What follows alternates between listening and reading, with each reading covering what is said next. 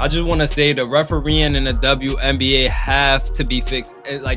This is something that has been a problem. Aaliyah Boston got punched in the face. No review about it. Sophie Cunningham caught an elbow to the head. No review about it. It's like once you put that Indiana Fever jersey on, there's a target on. Aaliyah Boston got slapped so hard, you'd think she owed somebody money. This wasn't a brush. It wasn't incidental contact. This was a full-on, deliberate smack to the face in the middle of a nationally televised WNBA game. And the refs? They must have been off looking for their missing common sense, because somehow they saw nothing wrong. No review. No upgrade. Just your average Tuesday night battery in the paint. So today, in How the Hell Did the Refs Miss This?, we have to look at Aaliyah Boston getting absolutely cheap shotted by Tina Charles. And look, I know after the game, Tina Charles, her and Aaliyah Boston were talking and she was giving Aaliyah Boston advice. I'm not out here saying that Tina Charles is the worst person in the world or Tina Charles the devil. What I'm saying is she should have been ejected. Meanwhile, Caitlin Clark, America's favorite rookie, and the only reason half the country even remembers Indiana has a basketball team, was getting mauled like it was Black Friday in the Walmart electronics aisle. Hands all over her like she was a human coat rack. You'd think she had a free sample sign taped to her jersey with the way defenders were glued to her. And the refs? Oh, they didn't step in. No, instead they whispered something so condescending in her ear that Caitlin Clark, the usually calm, polite, media darling, snapped. She looked ready to launch a folding chair like it was WrestleMania. What did the ref say? Smile more. Calm down, sweetie. Whatever it was dumb enough to make the entire arena gasp in unison. But we gotta talk about this. We have got to talk about this right here, because how the hell the referee saw this play right here. And in this circus of who trained these refs? And is this performance art? The Indiana Fever somehow, against all odds and common sense, managed to win. Yes, they actually won. Miraculously. As if divine intervention hit pause on the officiating nonsense just long enough to tilt the scoreboard their way. And they did it despite the refs doing everything short of handing out folding chairs WWE style to the opposing team. The missed calls, the blatant no calls, the phantom fouls. It was a masterclass in how not to officiate a professional basketball game. But while the scoreboard said victory, the bruises, black eyes, and tempers told a different story. The real question isn't how they won, it's at what cost. How many more wins like this can a team survive before the refs accidentally sideline the entire roster? So today, in How the Hell Did the Refs Miss This?, we have to look at Aaliyah Boston getting absolutely cheap shotted by Tina Charles. And look, I know after the game, Tina Charles, her and Aaliyah Boston were talking and she was giving Aaliyah Boston advice. I'm not out here saying that Tina Charles is the worst person in the world or Tina Charles the devil. What I'm saying is she should have been ejected. At the end of the day, basketball is a sport, and you can do things to get you ejected. It doesn't mean you're the devil. It doesn't mean you're some evil person. Let's break this down slowly, because clearly the referees weren't in any rush to process reality. Aaliyah Boston got smacked mid-game, full hand to the face, a slap so loud it could have echoed through time, and the ref stared at her like she'd just tripped over her own shoelaces, or had an allergic reaction to gravity. No whistle. No review. Not even the classic slow jog to the monitor to fake concern. Nothing. Just a collective shrug and the silent conclusion that maybe she'd been hit by a strong gust of disrespectful wind. Meanwhile, her eye was swelling like a balloon at a toddler's birthday party, and the refs had already mentally clocked out. She's fine, they decided, as her eyeball did the Dougie and her teammates tried to pretend they hadn't just witnessed a misdemeanor on national television. What did you think about when your reactions all kind of went viral yesterday? You did one thing after the next. What was everything like for you afterwards? I mean, it was pretty funny to see my reactions because I really had no idea. But I mean, it's okay. It's something that I was like, okay, well, I'll be seeing this for a while. People were like screenshotting me and putting me out. I was like, it's okay. Now, let's take a moment to recognize the absolute gall of WNBA referees. Because this wasn't just a bad call. It was a masterclass in how to ruin your one job. Cameras rolling. Aaliyah Boston gets whacked. They shrug. Caitlin Clark gets tackled every possession.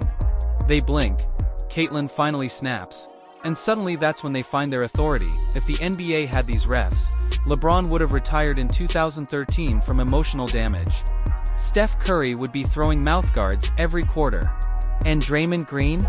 He'd be in real prison, not sports prison, actual prison. These refs would call a charging foul on a guy who just got hit by a bus and say, "Well, he flopped a little." And don't forget the bigger picture. Indiana, against all odds and with barely a shred of competent officiating, managed to win. It was like playing Monopoly with half the board missing, the bankers stealing from the pot, and someone setting the game on fire every 10 minutes. They won, yes. But did they survive? Because now Caitlin Clark's status is up in the air, and her absence would nuke ticket sales, TV ratings, and the WNBA storyline like a comet crashing into a dinosaur family reunion to All-Star Weekend was supposed to be her coronation.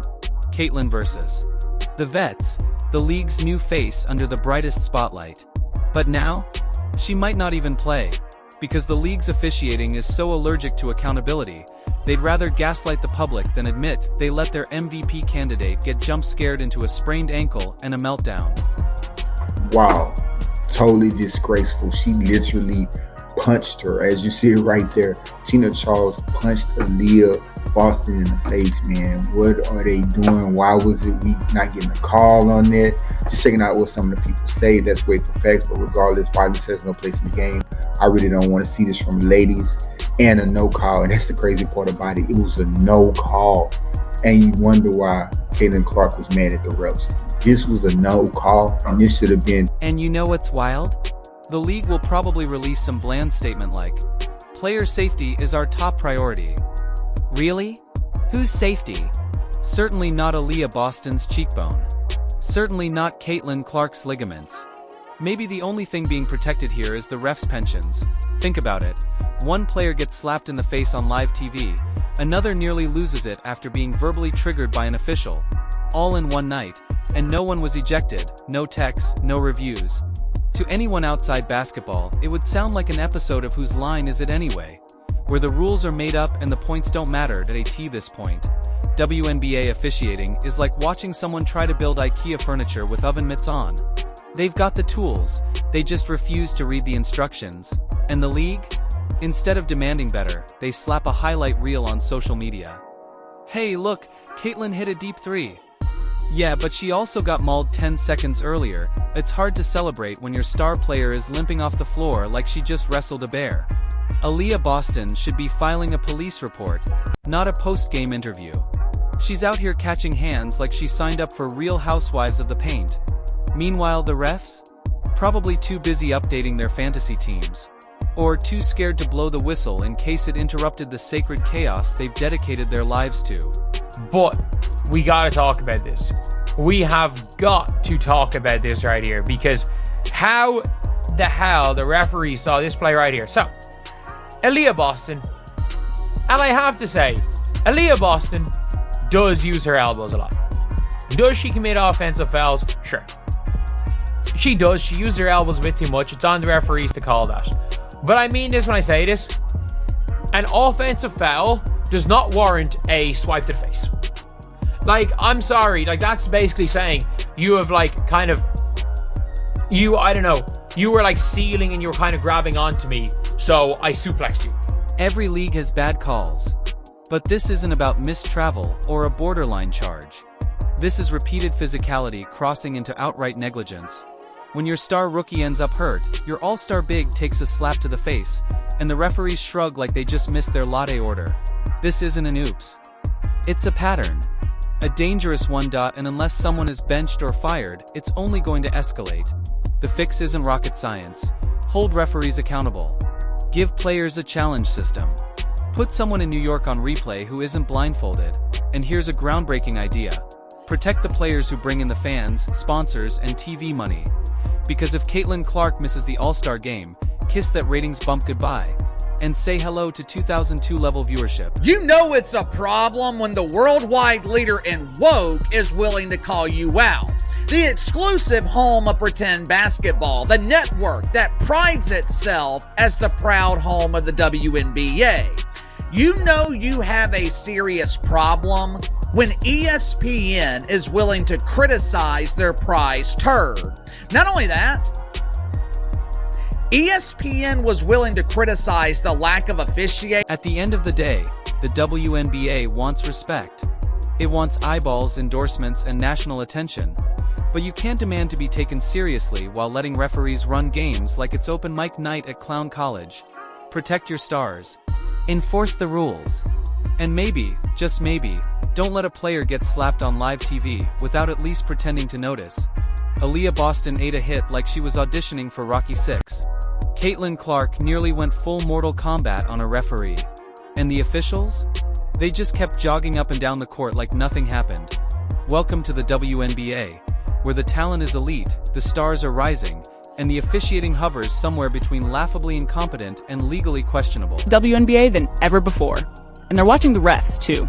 The WNBA has had officiating issues for years.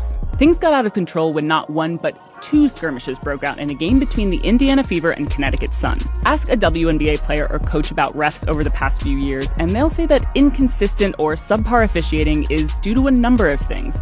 A high turnover rate in the league or a lack of experience among them. But it's worth noting how WNBA officiating is looked at by the NBA, which owns roughly 60% of the league. It's very common for WNBA officials after a few seasons in the W to move into NBA officiating crews.